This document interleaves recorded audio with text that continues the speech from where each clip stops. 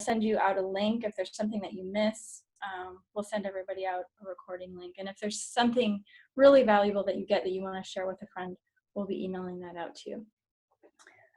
So I thought that before I introduce Kelly, we would just take a really, really quick 2 minutes, just because it's at the end of a long day, to take those 2 minutes for yourself that we often don't take, just to sort of center ourselves.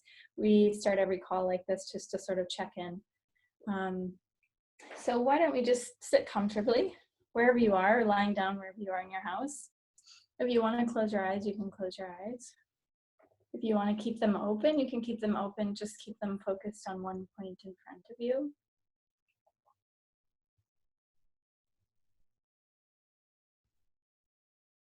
And just start by noticing how your body feels.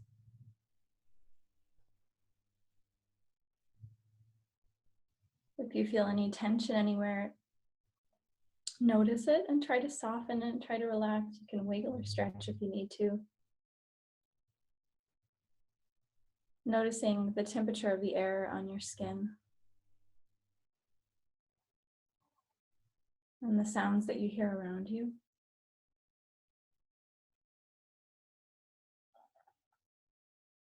Notice how your breathing feels. If it's deep or shallow, fast or slow. No right or wrong, just noticing how you feel.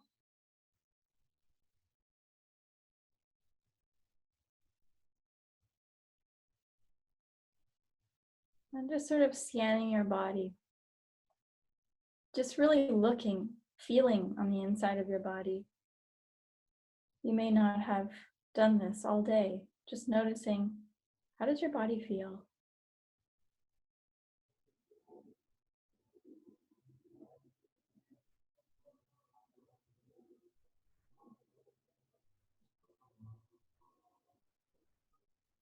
And just as you sort of scanned your body, see how your emotional body or your mind, what your state of mind is like. No judgment, whatever it is, just noticing it. You might be tired or energetic, peaceful or cranky, whatever it is, just noticing it.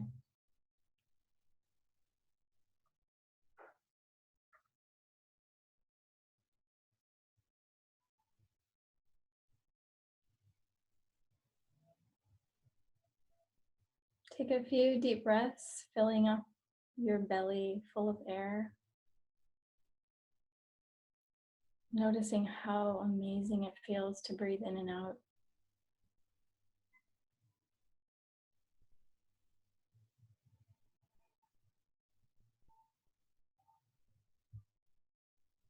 If there's any tension in the back of your neck, tip your chin closer to your chest, releasing as much tension as you can, just relaxing.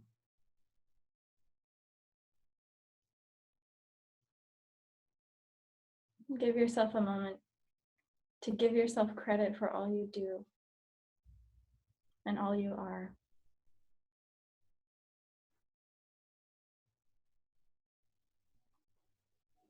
And we'll dedicate any effort it took us to sit with mindful awareness to join this call. Each of our individual and collective efforts will dedicate that so that we may each find more happiness, and that all beings everywhere may experience more happiness. And when you're ready, you can open your eyes if they were closed.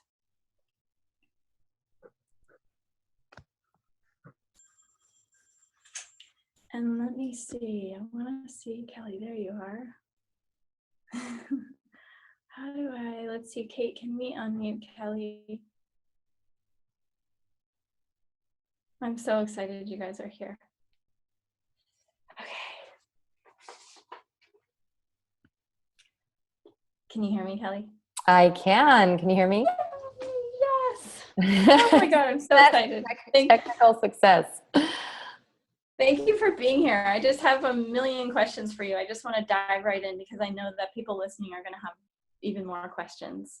I tend to generate some questions, so I'm here to answer them. So I guess before I dig into sort of the meat of your content and all the things I want to ask you, I think probably one of the most interesting things is your story and your background. And having studied traditional medicine and then doing this 180 into where you are right now. And I wondered if you could share just a little bit about your background and the trajectory of your life and how you came to the point that you are right now. Sure. I want to say I am so excited to be here.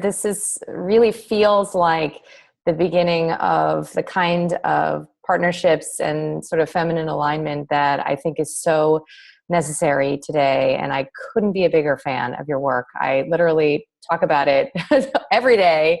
The moment I learned about, what it is that you're up to and the collective that you have created here with all of these beautiful people, I knew that, I wanted to be in your energy. So I'm really honored to be introduced to your audience. And I hope that I can bring, some complementarity to so much of the wisdom that you share.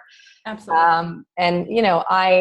I sort of have joked with you in the past that, I was not born this way. I come from, unlike I think people like you who probably came out of the womb enlightened, I really have had quite a journey to get to this, sort of meager place of awakening that I've gotten to so far. I was raised in a totally conventional, fairly blue collar family. My mom is an immigrant from Italy, and anyone who's had immigrants as parents, you know that there's a ton of pressure put on externalized, barometers of achievement. So grades and schooling, and I pretty much had the choice to become a doctor or a lawyer. And my whole energy, throughout the entirety of my early adulthood and really up until about 7 or 8 years ago was so masculine in nature. And by that, I really just mean that I was very focused on doing, on achieving, on fixing problems. And I fell in love with the illusion that science has cracked the code of human behavior. And, I worked a hotline when I was at college at MIT. I worked a suicide hotline, which is sort of a funny thing. I have no idea why really I chose to do that, but I did. It's a big issue there, believe it or not.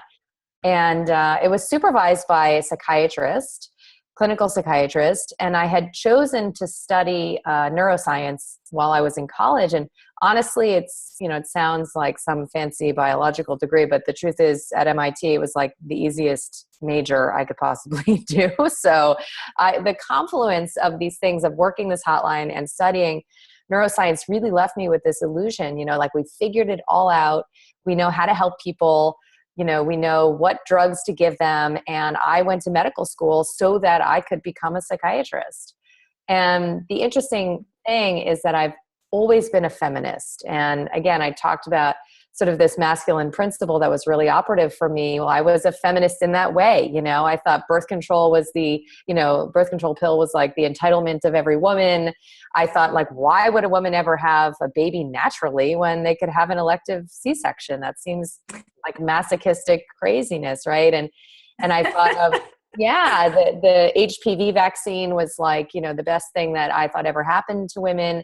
And I just thought, we need to do everything we can to level the playing field because we're just as badass as men and we have to prove it. Like that was sort of my, righteous babe kind of energy. And so I ended up specializing in a branch of psychiatry that was very young at the time called reproductive psychiatry, which is essentially women's health psychiatry.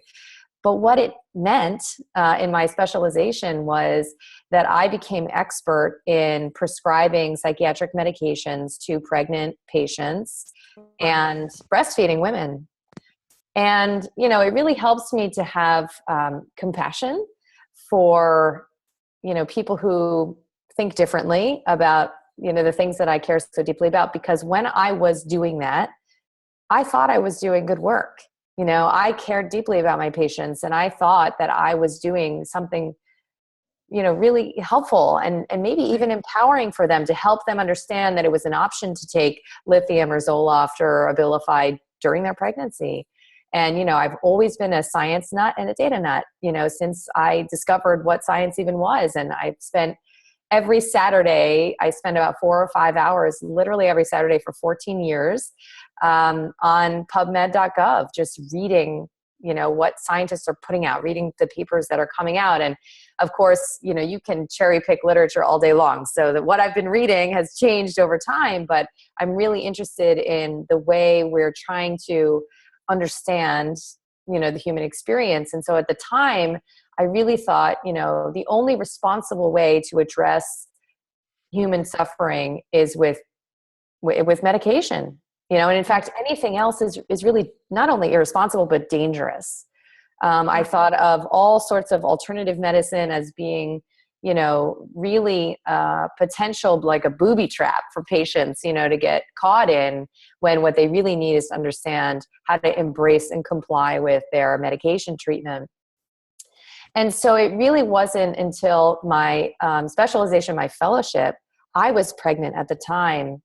And I remember having this weird experience because I was writing a prescription for a patient for Zoloft, and she was pregnant, and so was I. And I remember thinking, like hearing this voice that said, I would never want to take this medication as a pregnant woman. And meanwhile, I just spent an hour and a half talking to her about the 25,000 cases in the literature that are basically fairly reassuring that her baby is going to be born with 10 fingers and 10 toes, even though she's taking this medication.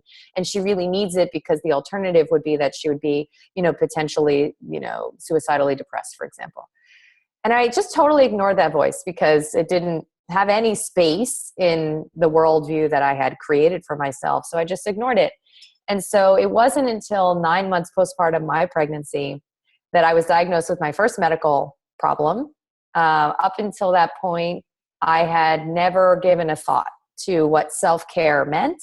I used to eat McDonald's and, drink soda. I ate candy really like at an addict level, to the extent that the gift shop, like literally the gift shop at my hospital used to know what I wanted, which was dark chocolate Snickers, Twizzlers, and white chocolate peanut butter cups every day of my life for my entire training, every day of my life.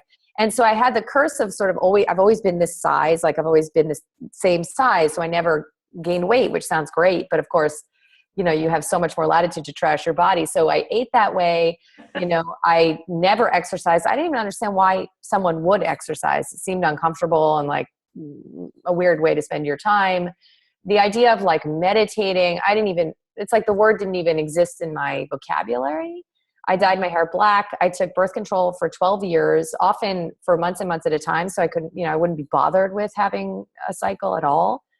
And so it's in the setting of this that I was diagnosed with Hashimoto's thyroiditis, which is like a autoimmune thyroid condition, really common now in this environment that we live in. And that same voice came up, right? And basically was like, I don't want to take a medication. I don't want to take one. I don't want to take one for the rest of my life either. And I know what conventional medicine has to offer me. And so strangely, I went to see a naturopath, which is so funny to me because literally I was the last person on earth to ever do something like that until I was pushed, backed into a corner. And I knew that the only escape hatch possible was in a totally different kind of medicine. So I went, I changed my diet. I started to do all of the things that I now, am an evangelist about, which we'll talk about today.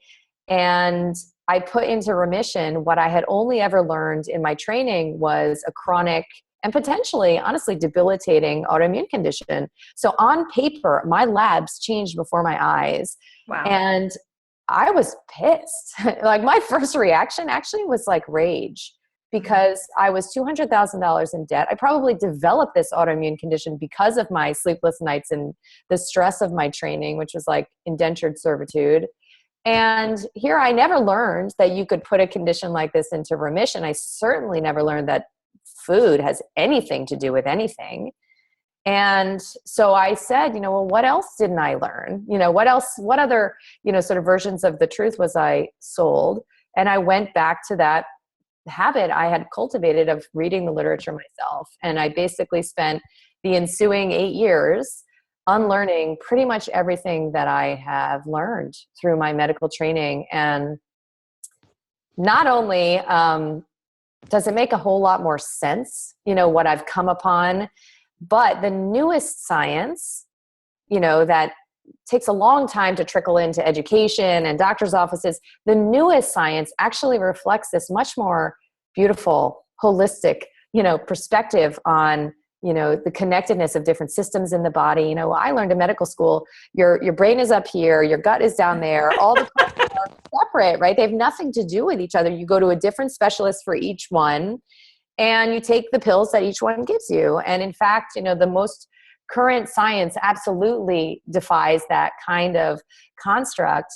But I also changed my practice. And, I publish case reports every couple of months, because the outcomes that I have in my practice today, I never even thought let's just say that, they weren't a possibility when I was prescribing.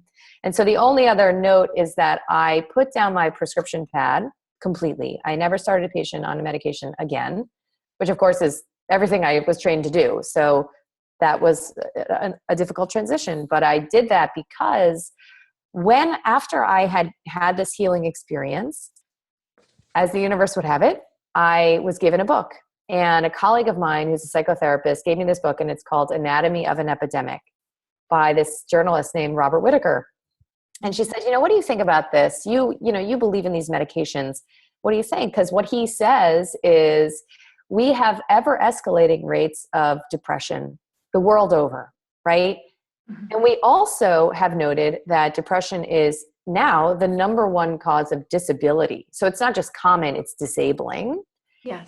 We also have more prescribing than has ever been done before, right? So shouldn't those things be inversely proportionate, right? Like, shouldn't we have more treatment and less disability, not more of both?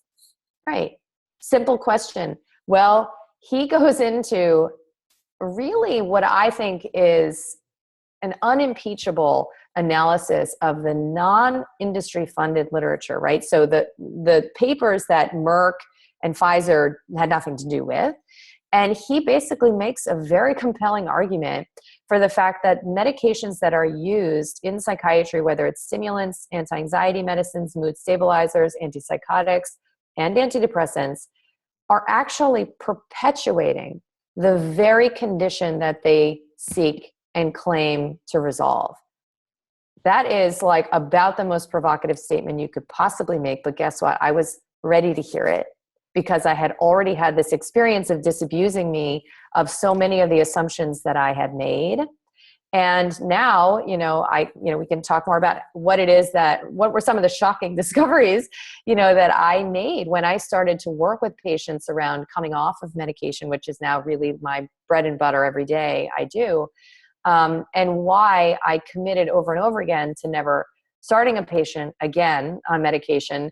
And that gave me room to develop a protocol for resolving these symptoms without medication. And I think I needed to be that committed to never reaching for my prescription pad in order to create this space, this sort of crucible for the kind of transformation that's necessary, which, I know you know a lot about because you've done similar work. Oh yeah, I'm loving this because I'm seeing parallels in our stories that I didn't even know. It brings me back to working for the county crisis line many years ago when I just come back to the United States from traveling. Eating M&Ms like there was, we were going to run out tomorrow. They're good. and watching watching the clients that I had at that time, it was like sometimes we'd go out on calls and they would be on as many as 10 to 15 different medications. And yes. It always baffled me that the more medications they were on, the more unhappy they seemed. And then years later, when I was working with clients in my own personal practice, I noticed that after a few months of using flower essences, people would come in and just sort of organically say, I think I'm ready to get off medications. But not being a doctor, I would just recommend them back to their doctor and say, why don't you work with your doctor, dose down slowly, and then I'll help you with flower essences, get through the bumpy times. And I wondered, you as a doctor, if you could just talk a little bit about that process, when patients come in and say, I want to get off medications, but I'm really afraid I'm going to freak out. What's going to happen to me? What do you say to reassure them? What are the most common fears, and how do you work through that transition? Yeah, it's so important. It's really been a powerful journey for me to understand what are the components of readiness for this kind of process. Because, you know, I could have patients come to me on medication who are still having a lot of symptoms. Let's say they have, you know, a ton of anxiety, maybe even agitation. Let's say they feel cloudy and tired. They feel sort of disconnected, flat, and they're on, you know, Effexor and Wellbutrin. And so they may need to develop some sense of faith, really, in the capacity for a more rejuvenated experience before we even talk about taper.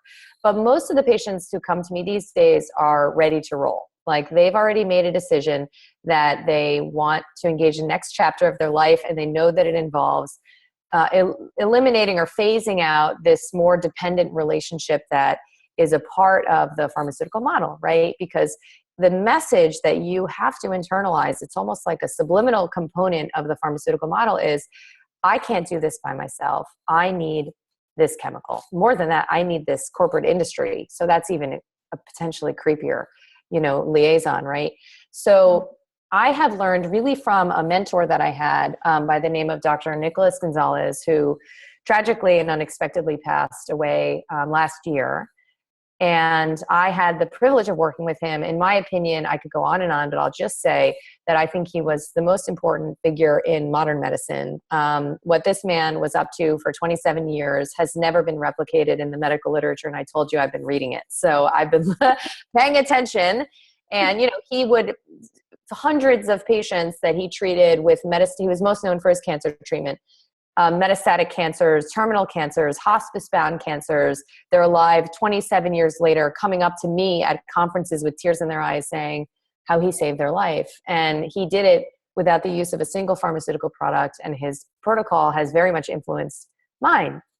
Because in the end, there's not a cancer treatment and a Lyme disease treatment, you know, and a chronic fatigue treatment. There's just restoring the terrain of your body so that you can get clearer signals about what your path is supposed to look like and how to proceed down it. So a big, big part of his training of me was focused on mindset and the mindset alchemy between you and the patient. But really, I'm not an essential part of this equation, as I've found out. It turns out that the mindset itself is the most critical piece. And what I mean by mindset is, where is your will, right? Like, where are you focusing your energy? Are you able to envision a potential expansion, you know, of your life experience beyond medication? Are you psyched about this possibility? Like, do you feel like you can really inhabit it? You know, it's like, you know, when the Native Americans pray for rain, right? They don't say like, oh, please God, bring us rain. They feel what the rain is like, what it smells like, the mud in their toes. You know, it's like an envisioning, inhabiting, like an embodiment of what it is that you want. And I think so many of the women that I work with, they know something is missing. They feel it deep down. And just the sense that something is missing is already a deep invitation to bring forth that next chapter, you know, that awakening. And so the mindset is the most critical piece. I encourage my patients not to proceed with a taper if they feel afraid. So the only way that I found to get them to this place of shedding the fear is to have a cultivated experience of the capacity for their body to heal the way I did, right? When I had that experience of my body healing, you know, everything from literally, I used to like poop like once every 2 weeks, and I thought that was like normal. Literally. I mean, I didn't even know things were wrong that were wrong. All the way to the fact that I used to think I was like a tired, irritable person. Like, I just thought that was my personality. I didn't realize it had something to do with the 6 cups of coffee I was drinking a day, or like the bagels and sugar, right? So and then of course I saw it on paper. You know, I saw the change on paper. So once I had that experience, it's like my body knew something now that it couldn't unknow. And it's from that place of knowing that you begin to trust what's possible, what's coming. And that, I think, is a really, successful formula for shedding fear. Because if you are afraid and if you feel like you need medication, it may be that for now you do. It may be that it's not the time for you, and you'll get there, you know, when you're ready, when things are coming into alignment. So the reassurance that I do offer, though, and in fact, I recently wrote about like the stages that I've observed, because I thought it would be helpful, you know, to sort of for women to be able to know that when they're in the birth canal and it's hard, because sometimes it's really, really hard. Like any dark night, right? You get to this point where you can't crawl back up into the uterus and you can't see the light on the outside of the vagina either. It's like you're in the middle and it's just, you just think death is the only way out. Like it's an intense feeling of screeching, you know, pain. And I go through this with patients. It's what convinced me again and again and again, never to prescribe this kind of medication to a human being ever, because the dark side, the shadow side of the potential experience is, it, you know, it's really a trial. But what I can offer them is, when you move through it, and I am here to hold space for that, to rebrand suffering as a critical part of your transformation, right? It's literally the heat in the crucible. So when you move through it, it's like you can't even imagine how awesome it's going to be. Like you think, oh, you're just going to be feeling better the way you were feeling better maybe one day when you were 12, but it has nothing to do with that. It's not getting back to normal. It's like a whole new experience of liberation. And so this is what has made me so passionate about the opportunity that coming off of these medications really does present, but it's not for everyone. So to be totally clear, it's not. But if it is for you, you'll know, you'll know, because you won't be able to see past that. You'll only be able to see, like, here's the medication I need to redefine my relationship to, and I can't even see past it yet, but I know there's something there. So, it's maybe reassuring to know, and I've started actually to video record some of my patients, because it's one thing coming from me, and it's another thing obviously coming from women who've been through the process and come out the other side, to know how wonderful it can actually be. Right. Yeah. And for them to be able to go back and see themselves, 6 months, 12 months ago, Yes. 3 years ago.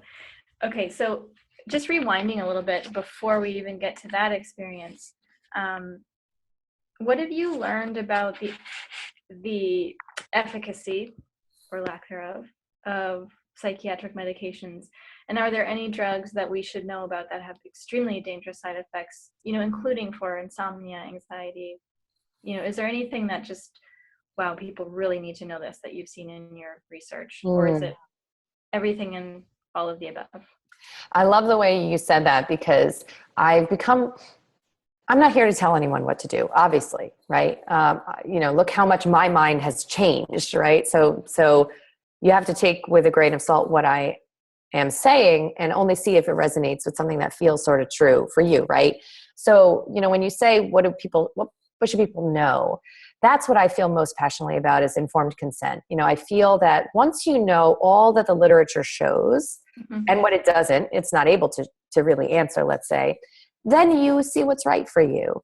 And I would say that the two things that I have learned that have been most jaw-dropping for me, as someone who once believed passionately, I can't even express how militantly I felt about how important these medications were to humanity, literally.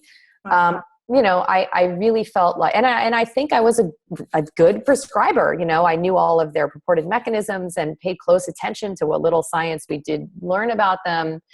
And so it was pretty shocking for me to learn that I hadn't been told about a couple things. And it's mostly because the whole structure of medical education is set up to support one model of healthcare, right? And so there's really no room for deviation from the medication-based model. So once you see it from that perspective, then it sort of makes sense that it's not taking into consideration the whole of the available scientific literature. That wouldn't even be possible, right? There's only so much that can be represented in 4 years. And so why don't we just focus on doing something for patients? A patient comes in depressed, a patient comes in with insomnia, a patient comes in unable to focus. What can we do for them, right? So it seems like, well, we have these safe and effective medications, right? So how safe and how effective are they when we look at the whole of the literature. Well, what I learned is that their safety is maybe the first thing we should consider, right? Because if there is an alternative lifestyle-based option, then we really, that is obviously going to be safe, then we really have to have a high standard for considering the risks of these medications, right? So I would say that the biggest one I learned about, I've already alluded to, which is the potential for them to be habit forming, right? I remember literally sitting with a supervising doctor, attending physician when I was a resident, and we were sitting with a patient, and this guy was like, well, I'm just worried about starting this antidepressant because I've heard that they're addictive. And literally my attending physician laughs and he says, well, that's like saying eyeglasses are addictive, right? So it's this model where we are taught as trainees in psychiatry to think of these medications like insulin to a diabetic, like they are fixing a chemical problem. But in fact, they're creating a new normal. They're creating a new chemical state in your brain and your body. And we really don't know much about that chemical state. We're really just beginning to learn. But I would equate it to the effect that alcohol has, for example, right? So if you're a very anxious person, you know that 2 shots of vodka are going to make you feel a bit less anxious in the short term, right? So you can maybe even imagine doing like a 6-week randomized placebo-controlled trial of alcohol versus placebo. And you could get to the end of 6 weeks and be like, yeah, my anxiety is totally better. I just don't even really feel it anymore, right? But we sort of, we're aware that if you were to extrapolate from that and then prescribe that long-term for prophylaxis, that you could really get someone in trouble. And we know what would happen if they decided 10 years down the line to just go cold turkey, right? They could have a seizure and even die. Right. And so, the truth is that in the most recent literature, now we finally have an admission of what literally millions of people the world over have been writing about on the internet, which is that coming off of these medications has disabled me. And coming off of these medications has put me into a state that I can't even literally function in, and worse. And that's what I began to observe when I read that book, remember, and I started to offer all my patients the opportunity to come off. And I was literally running like an outpatient rehab, getting paged all night long, filling out medical disability forms. I mean, my practice was a nightmare for everyone involved. And that's when I began to understand, okay, so if we are a bucket and we're filling up this bucket with processed food and stress and poor sleep and lack of movement, lack of sun, all this stuff, the bucket is getting filled. When you take a patient off of medication, you stress the body, and that way the bucket is going to overflow. And they're going to develop flares of their pre-existing autoimmune conditions. They're going to develop all sorts of unpredictable psychiatric symptoms. And this kind of a withdrawal could potentially be mitigated and made so much gentler if we restore resiliency first. And so now that's obviously what I do. I do not touch medication, not a milligram, before 1 month of fairly militant adherence to this pretty simple protocol we'll go over. So the dependency piece is big time. If I've started hundreds of patients, maybe in the thousands, on medication. Not one time did I sit down with a person and say, it's possible you may never be able to get off this medication, or it's possible when you decide to get off it in 15 years, you could need to be hospitalized physically, medically, because of how disabling. I never said that. I wish, I wish I had given people that information. The other piece is more sensational, but really is the part that, a lot of my activism is devoted to. So I would be remiss if I didn't mention it. And that is the propensity for psychiatric medications to unpredictably cause and induce violence. And, what I have found out is that all of these cases of media making school shootings, infanticide, Munich, Nice, you name it, pick an example of public acts of impulsive violence, and you will find that once the digging is done, that person was either recently started on one or multiple psychiatric medications, or they were recently tapered or dose changed. And I was taught in my training to say, oh, well, that means that they're mentally ill. Of course they're on medications. That's like saying umbrellas cause the rain, right? Mm-hmm. Obviously they're going to be there because these people are mentally ill. But now we have a physiochemical explanation for why some people can develop what's called akathisia-induced violence, totally unpredictably, because no one is screening for this. And it has to do, we think, with a variant in genetics, so a variant in how you metabolize the medication through your liver, to the extent that, I spoke in London recently and I had this guy up on stage with me who was like the most ordinary, lovely guy, like just a normal guy named David Carmichael. He was started on Paxil 10 years ago for work-related stress. And I can barely talk about this without crying. He literally strangled his 11-year-old son to death. And 3 days later, after he was in prison, when he was, detoxed forcibly from, this state that Paxil had put him into, he then had to reckon with, what had happened and for the rest of his life. And, you could say, well, oh gosh, that's so unusual. I'm sure that never happens. And it's really not true. There are entire websites devoted to this, SSRI stories, risk.org, murder meds, madinamerica.com. And you can read story after story after story of a totally normal person prescribed a medication for a really run-of-the-mill reason who went on to commit homicide, impulsively commit suicide, or commit some bizarre act of public violence. Mm-hmm. So not a sexy topic, I know. But it's important to realize that this is why I think the prescribing of these medications should really be urgently reexamined on the whole. And I would also say this is a harder topic, for a lot of people who are taking medication to stomach, and I totally get it.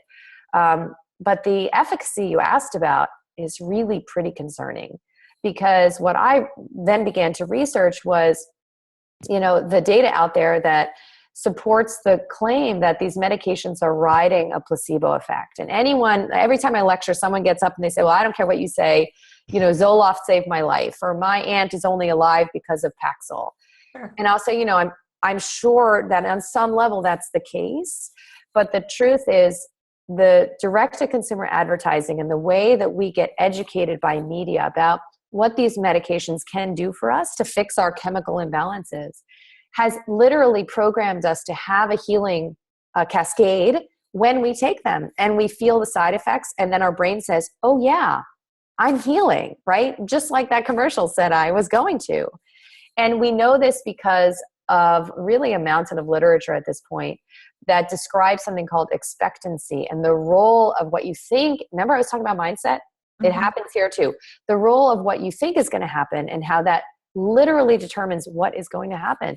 This is true for surgery. It's true for pain medication. There's a ton of research in medicine right now that is essentially saying that your belief, your enculturated belief in the potential outcome is what dictates the outcome. And then, even in my conventional training, I was taught that these medications don't separate from placebo very much, and they have the same level of effect no matter what their mechanism is. So like medication like Wellbutrin, Effexor, Zoloft, they all pretty much work at the same sort of, lame-ish rate. Why would that be? If we're addressing a serotonin deficiency in the setting of depression. And so that's what really attracted me to other theories of depression. The models in the literature of depression that look at it as one of the theories is called the cytokine theory, that look at it as an inflammatory process that is essentially your body's efforts to adjust and try and recalibrate in the face of stress, in the face of mismatch. And that mismatch is a lifestyle mismatch. That mismatch can be a mismatch with your sleeping pattern, with chemical exposure that your genome is not developed, to know how to process. It can be, related to all manner of different kinds of food reactions, from blood sugar instability to specific food, what are called antigenic reactions. And this is where we look at depression as like just a vague symptom, like a fever, right? And we begin to see that it has many different roads, in my opinion, all of which are reversible.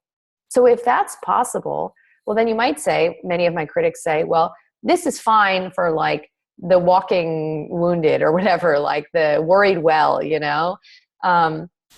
But when somebody's really sick, like you're not going to do this kind of stuff with them, talk to them about diet and whatever. And the truth is that I have become the last stop. I am where my colleagues send their patients they cannot treat. They cannot help.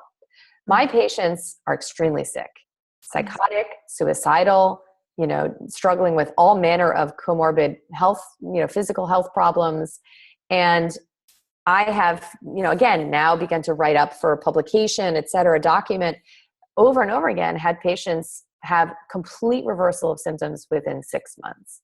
So this is not just a protocol for like wellness, although it is something that I happen to use for a totally unrelated, you know, or seemingly not totally unrelated, but seemingly unrelated health issue, you know, related to my thyroid. So I feel pretty passionately about it, obviously. That's shocking, 6 months, because, and you're that includes people who have been on medications for say 10, 20 years. Oh yes. Almost all of my patients have been on medications, many multiple, I would say 2 is an average, for more than 10 years. And, you know, again, the process varies, but there is a way to prepare your body for that process and prepare your mind, frankly, for that process. And, you know, like, for example, I'm just writing up a case of a patient of mine who came to me, one of the sickest women I've worked with. She had been on, I think, 7 or 8 different medications, hospitalized 2 times in the past 6 months, multiple suicide attempts. What would happen was every 3 days before her menstrual cycle, she would literally develop, like you think PMS is bad, she would literally develop psychosis, delusional belief that there was something in her cheek. She would dig holes in her cheek requiring plastic surgery. Mm-hmm. She impulsively over and over again tried to commit suicide in or out of the hospital and was totally unrelatable, like couldn't even reach her. She flew in to see me with her husband, and they were ready because they had no other choice. Literally, it was like state hospital level commitment was coming after, you know, this appointment. And so I made it very clear to her what my expectations were, which, you know, we can detail because it was no different than what I recommend to other patients. And she did it, like seriously. So we had about 3 weeks before her next cycle was coming, and she committed hardcore. And so it was within 2 cycles. The first cycle was a little hairy still. Mm-hmm. But by the second cycle, she was symptom-free. And to this day, we're 6 cycles out. And she's not only symptom-free, by the way, but has like had a total transformation and has awakened to, now she's, which has happened to many of my patients, she's an activist now. She wants to set up a center. She has her autistic nephew staying with her where she's, you know, trying to take him off of psych meds, doing the same protocol. So she's really, you know, connected to what could potentially be her purpose, you know, in this life. So it does work even for in that level of. Wow, that's so inspiring. Let's talk a little bit about that protocol. Yes. What are the, you know, what outlines the protocol? What are the, you know, the bones of it? What are the main things that people want to commit to? And then, you know, for people listening today, what would be like the one thing they could just start with? Totally. So it's really not complicated, but it does require commitment. So, you know, there are a lot of elements that feel beyond our control about our life experience. Sometimes where we're living, sometimes even who we're partnered with, you know, sometimes the job we feel we have to do to pay the bills, sometimes even certain exposures that we have that we know are not good for us. Like I have a patient who's a flight attendant. I think it's like the most toxic job on the planet, but she can't figure out a way out. So within the parameters of the things we feel we can't control, there are elements that we can. And so that's pretty much what this month is focused on. And the commitment piece is the non-negotiable. So you can ask any of my patients. I'm not a terribly nurturing clinician because I really feel it's my responsibility to hold them to a standard I know they can meet. And then once they do, it's transferred. Like they're off on their own and they're done with me. That's my goal. So I really expect a high level of commitment to the extent that I would say this is maybe the most important month of your life. I really feel that way because the data that you will gather in this month is invaluable. And then you're going to be able to use that for the rest of your life. So take it seriously, right? And do it when you're ready. It may not be now. It may be, in 6 months or 2 years. Know that this option exists and do it when you're really ready to dig in, right? So the first pillar is dietary. I am very passionate, that's an understatement, about the role of food as information. Food is not macronutrients, it's not fat and calories, and it's not any of that. It's literally information that you are offering your organism to begin to recalibrate. And so we need to remove non-food from your diet. That seems obvious. But when you do that with a 100% commitment, so no cheating not once for 30 days, amazing things can happen. And so I ask people, for the first month, it's a bit more strict than will be for the future. Because once you begin, in my experience, at least in my practice, once you begin this, you don't go back. This is not like a diet you do for a month and then you go back to eating the way you did. Like, this is the entry portal, to your relationship to food for the rest of your life, has been my experience. So there are certain things that we take out, and they're more extreme in the first month than for later, but they include all grains. Okay, so I have done a lot of research on the role of gluten in mental status, so mood, cognition, behavior. It's pretty fascinating science out there. Talk about extreme effects. I mean, there are literally case reports of a 37-year-old woman who had such a sensitivity to gluten, which is a protein in wheat and related grains like rye, that her family required a restraining order because she was so psychotic. She went off gluten after she was diagnosed with celiac disease, was totally healthy, totally normal, symptom-free, didn't need psychiatric medication, nothing. So this is not, again, just like something you add on to your treatment. Like, this could be the only thing you need to do. But so we eliminate grains, we eliminate dairy, except for eggs and ghee, which is like a clarified butter.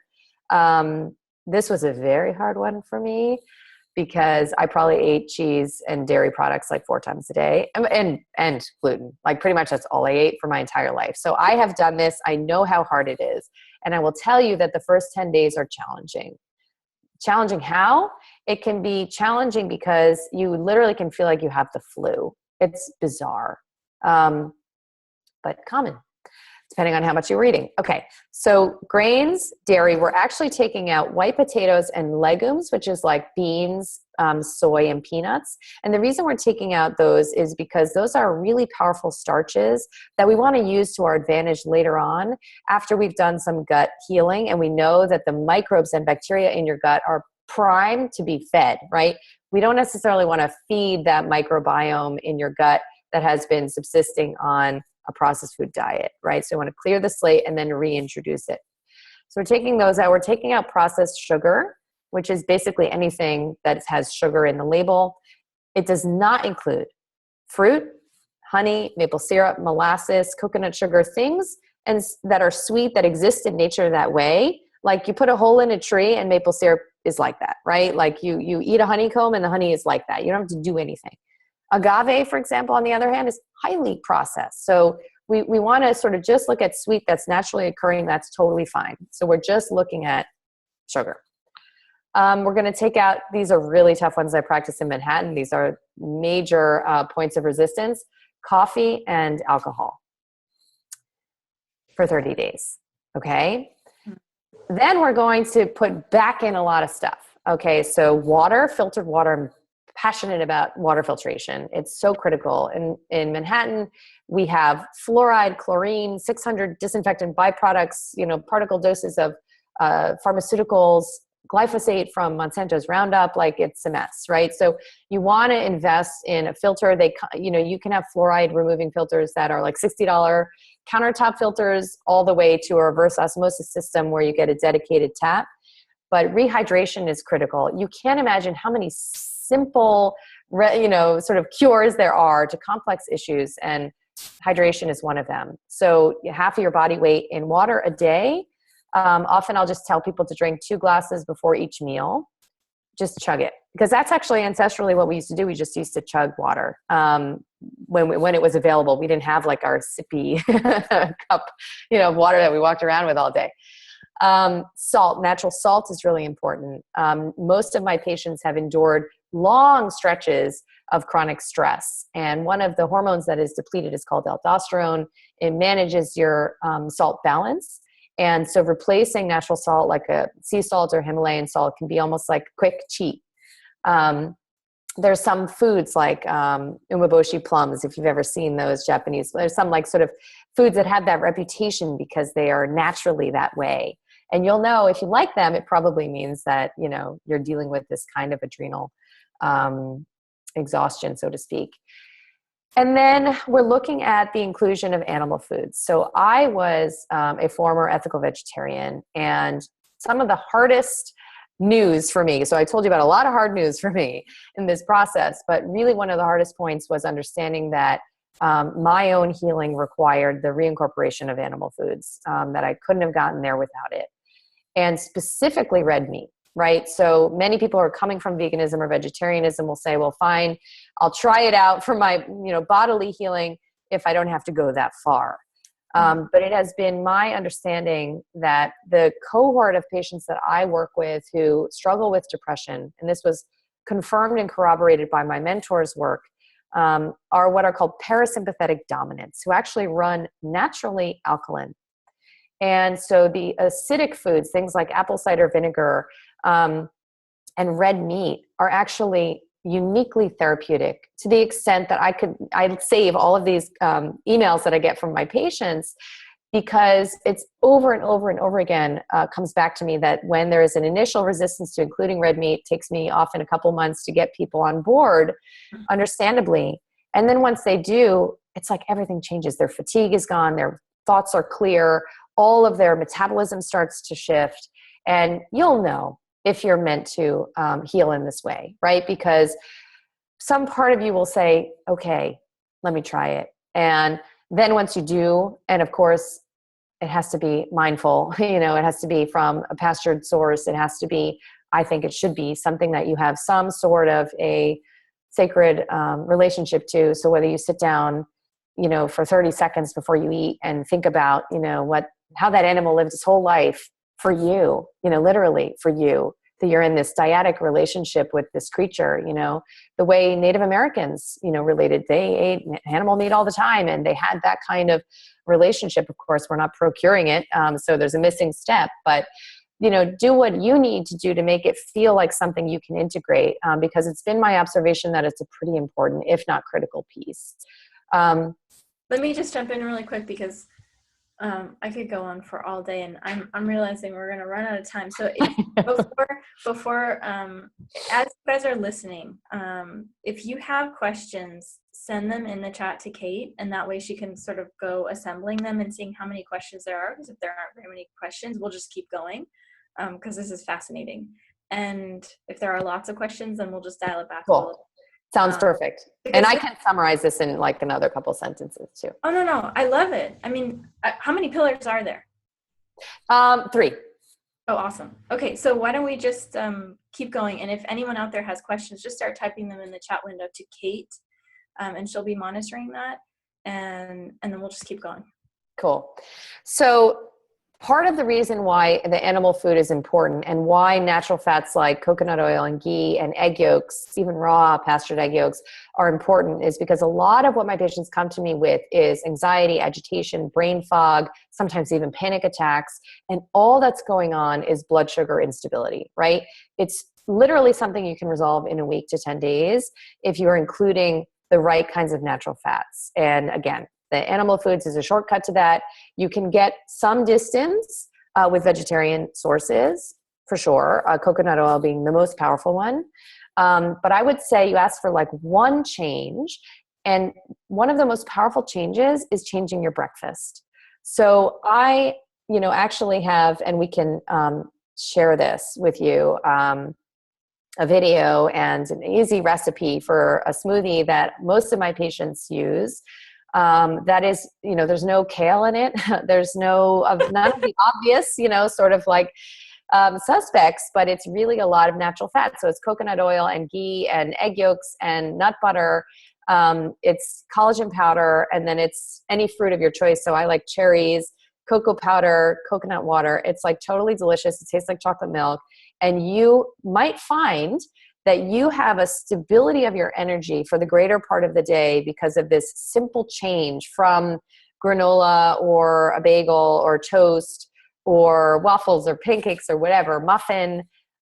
This simple change can actually shift your metabolism in one day.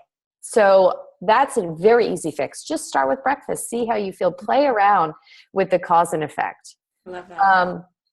And then I would, basically, so I encourage this really strict adherence to this dietary template for 1 month. So that means, no, I had to get pizza because I was so hungry and I couldn't make it home.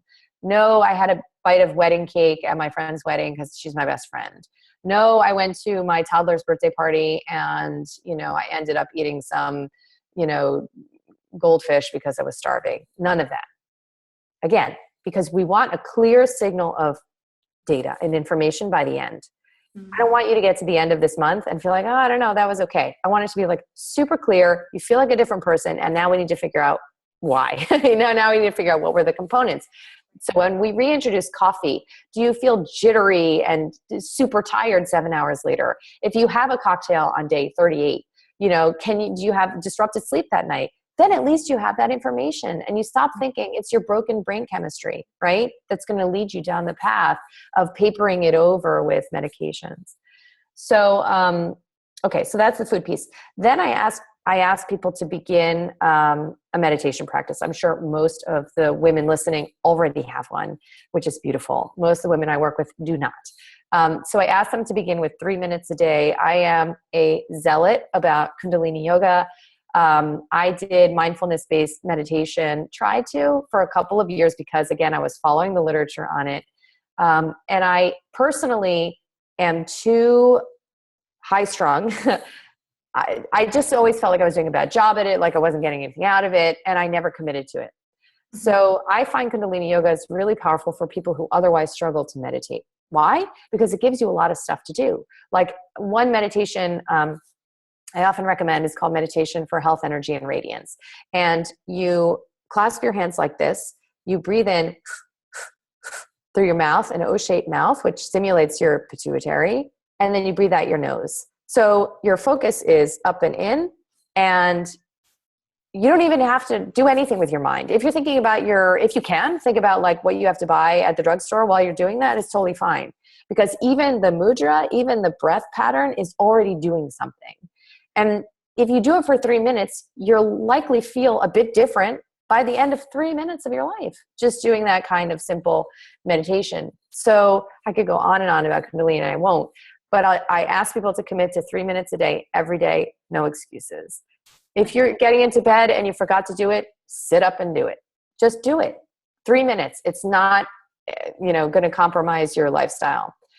And then sometimes the detox component can be elaborated. So it can be anything ranging from basic reexamination of the products that you're using, many of which can, as you know, disturb your hormones, influence your physiology that influences your mood and behavior. Wait, are you talking like shampoo? Yes. Detergent. So this is where the water would fit in, filtering your water. So it ranges from that all the way to the use of coffee enemas, which I learned again from this mentor I've mentioned, Nick Gonzalez, and has been a total practice changer for me, particularly women on medication or coming off of medication.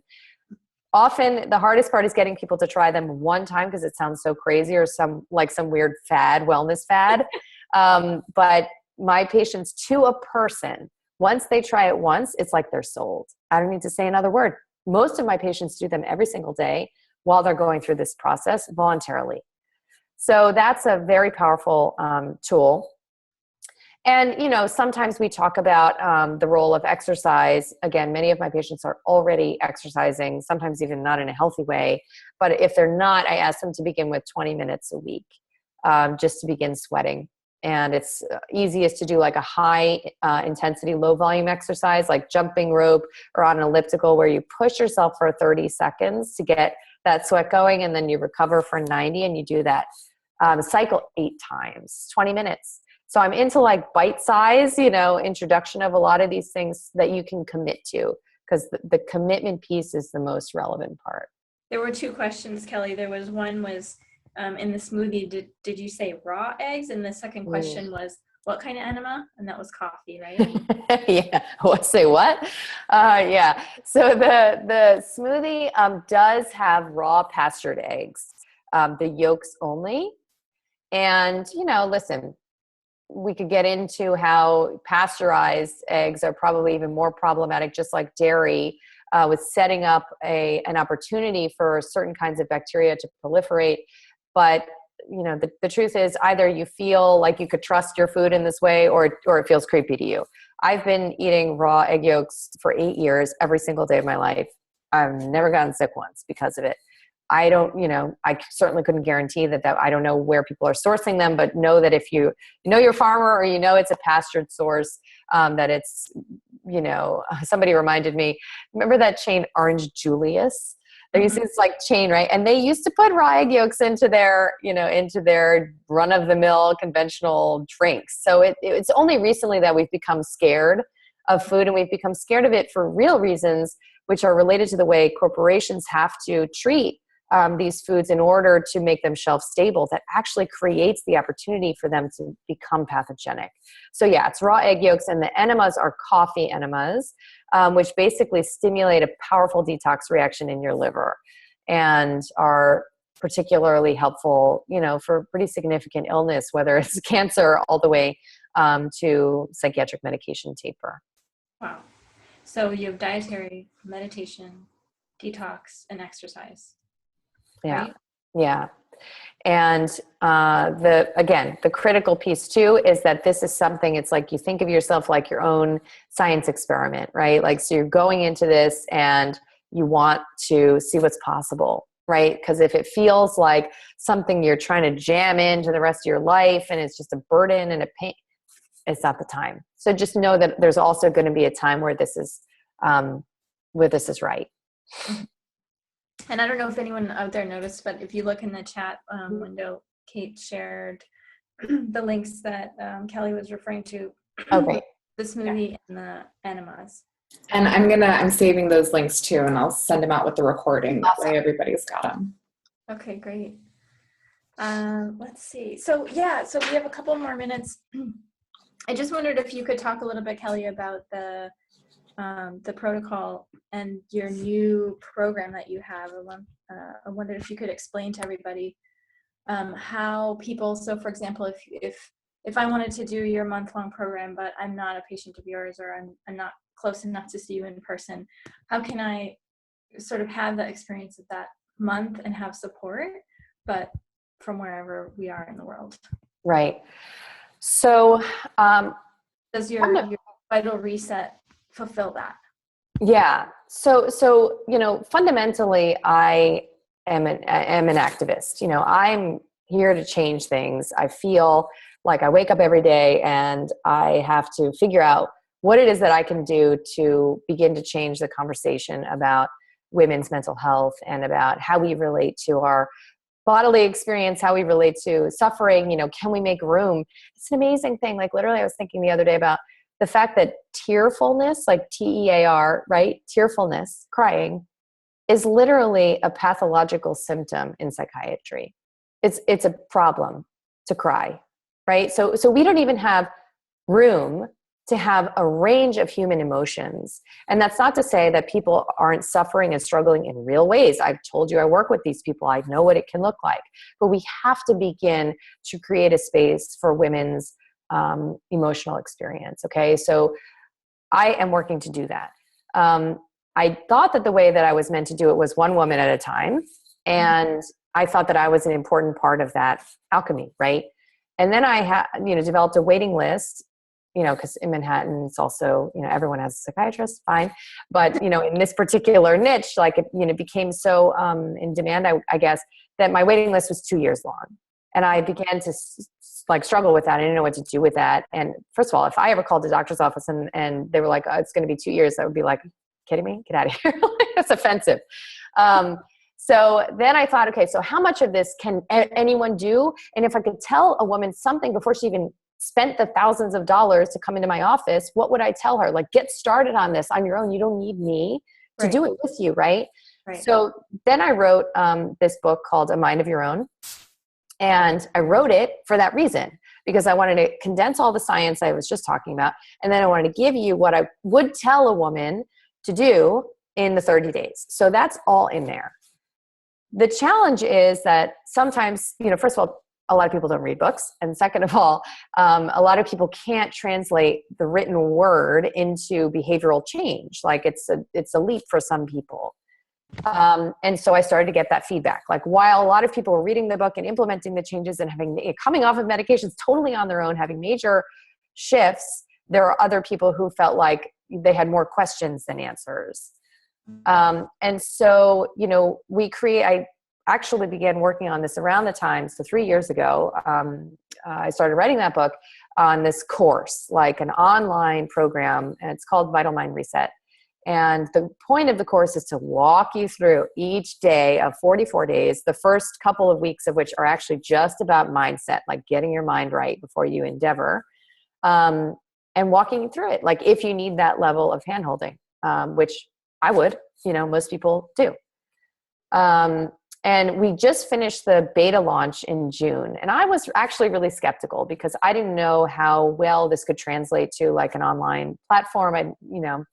It was new to me, but I have an amazing team who are expert in this kind of educational, curation.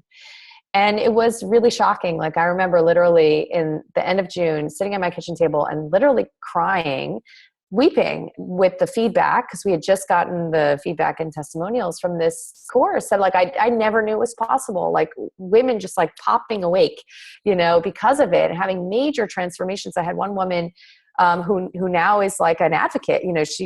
I took her on as an employee because I was so, amazed with how quickly she learned all this, who lost the diagnosis of bipolar disorder over the course of the program, meaning like her own psychiatrist agreed that she no longer met criteria.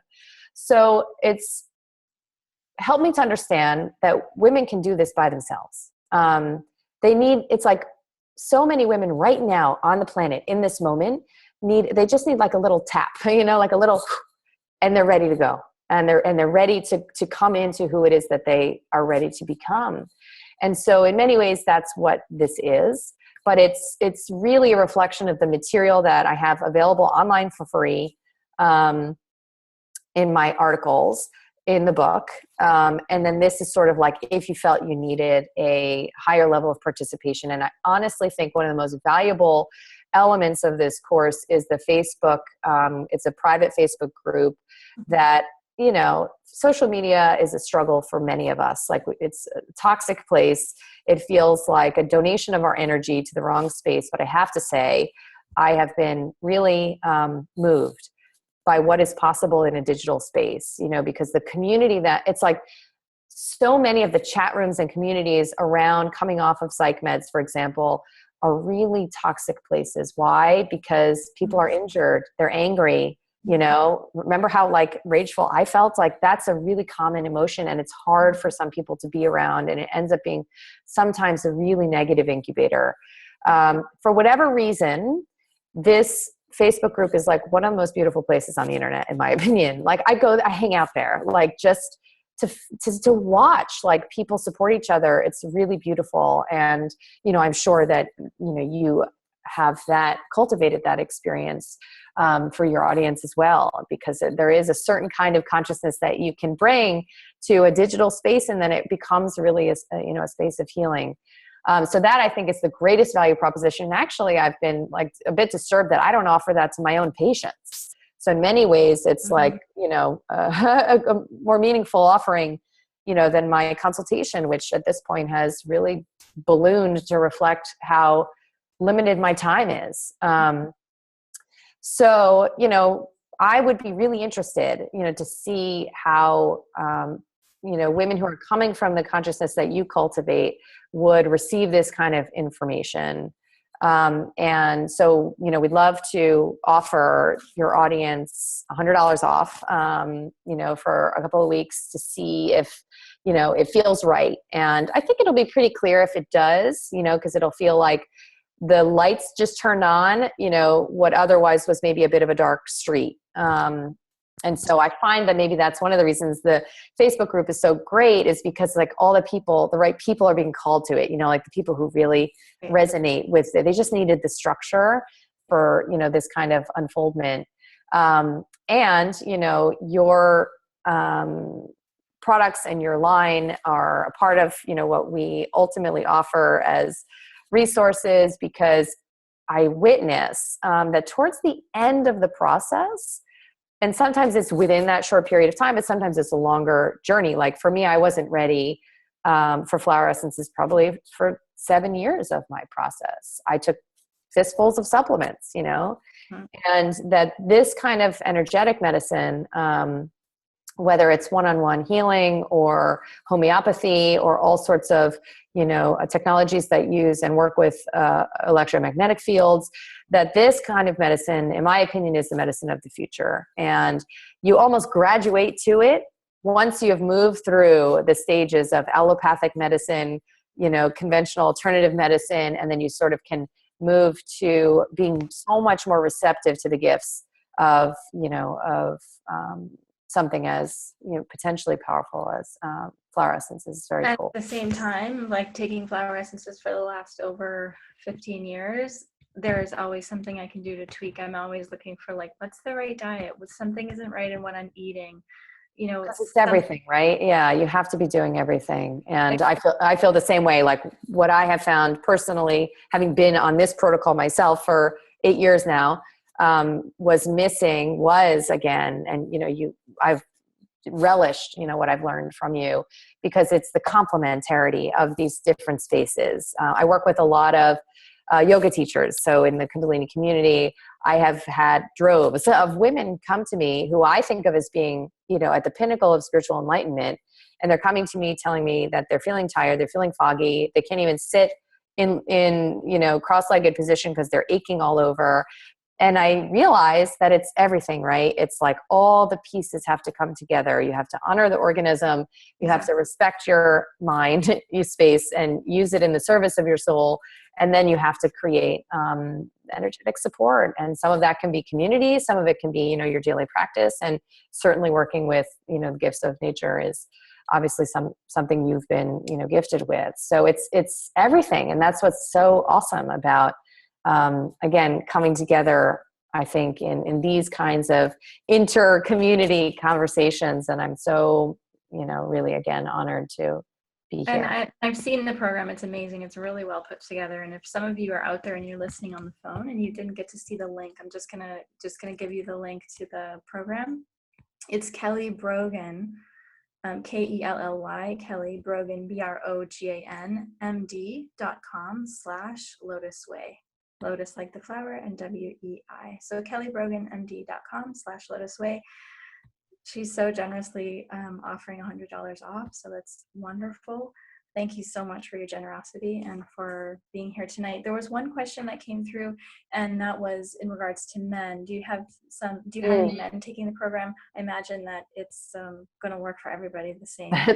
It's the most common question I get. So here's the deal. I am pretty passionate about women's health, and my whole practice is only women. My book has a hot pink cover, and you know, there's a ton of women's iconography on my website. That being said, because I've been asked this question so many times, and because I've treated my dad and my brother and, you know, other men in my life, I know that there's really nothing gender specific about this information. And when the book came out, we got a lot of feedback from men that was actually sort of angry, saying, well, this, you know, I have done this, I feel better. Why are you only marketing this to women, et cetera? And in the reset, we do have men. It's probably, if I were to guess, like 10%. They are there. And it is absolutely the same principles, I would say. I just feel like some of the supportive language that I invoke is a bit more supportive of the feminine. But guess what? It's not just the feminine in women. It's this, again, complementarity. And many men may be in grave need, the way women are, of cultivating the feminine principle, nurturing it through this kind of self-care. So it really isn't gender bound. So I'm glad you asked. Awesome. And Kate, did any questions come through that we absolutely need to answer before we close?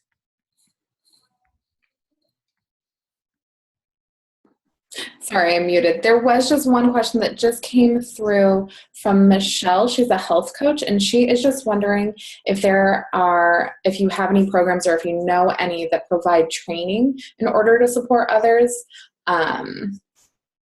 And so she's not a doctor, so she can't necessarily support that, but if you know of any other resources as well.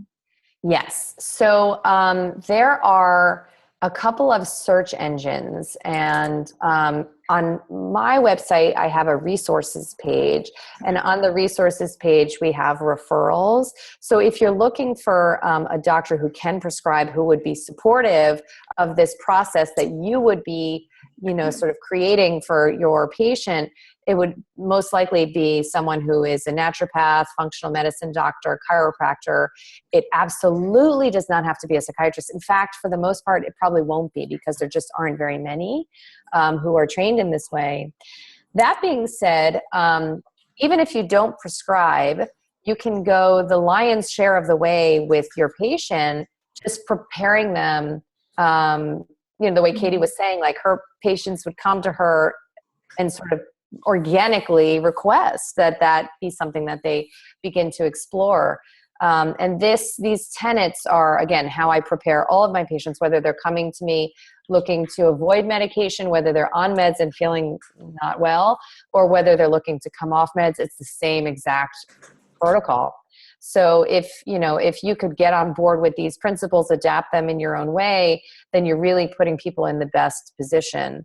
And, I'm probably not supposed to say this out loud, but I reflect all the time, about the fact that patients are doing this themselves. They're taking themselves off medication. And guess what? They know a lot more about it than most prescribers. Everything I know about medication tapers, I learned from patients. I have never had a mentor tell me about that, teach me about that. I certainly didn't learn about it in my training. So the average chat, room, Benzo Buddies, for example, has far richer information about how to come off of Klonopin or Xanax than most doctors do.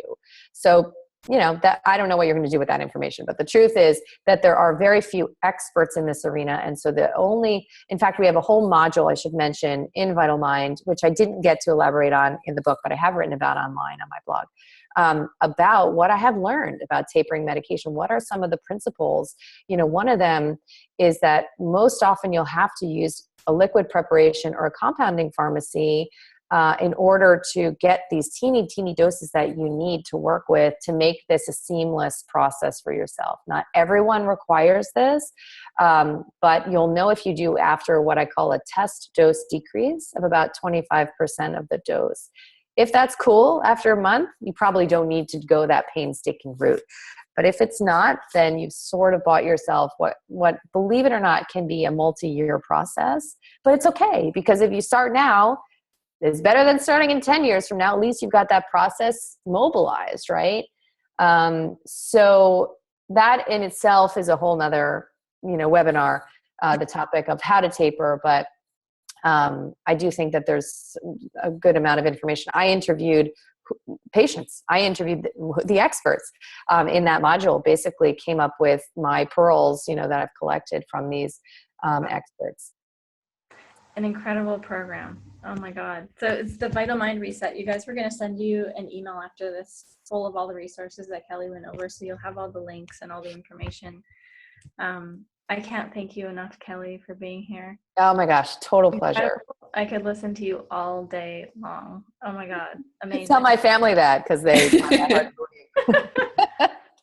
Thank you so much, and to everyone watching and listening, thank you so much for taking the time to be here tonight. We really appreciate your presence, and wishing you all a good night and lots of happiness. Thank you again, Kelly. Thank you, Katie, and everyone. Thank you so much, Kelly. Yes, Thank you. I unmuted everybody too, if anybody wants to say goodbye or thank you. Thank you. I'm reading your book right now, and it's awesome, and I just ordered a bunch of Nick sticks. There you go. I never leave home without them. Yes. Thank you. Cool by Kelly Brogan, the lady who wrote that Mind of Your Own book. Yes. Cool. Yeah. Yeah. And we can send out a link for the book too. If Pardon? any, because Yeah, I'll add that in with the Did recording. you want to meet my mum? Yeah, his mum's visiting. Oh. So Dad said hello. Yeah, she's lovely. Yeah. And Australian. So, Aussie mum. Oops.